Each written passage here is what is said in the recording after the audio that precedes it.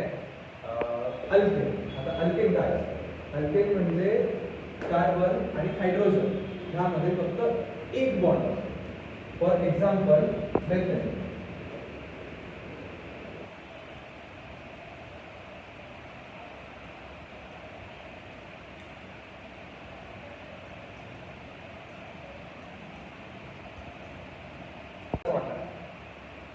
हे झाला alkyne, alkyne और साइक्लोहेन.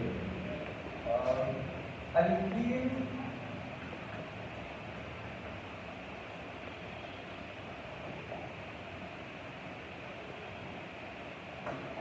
अल्कीन म्हणजे कार्बन आणि हायड्रोजन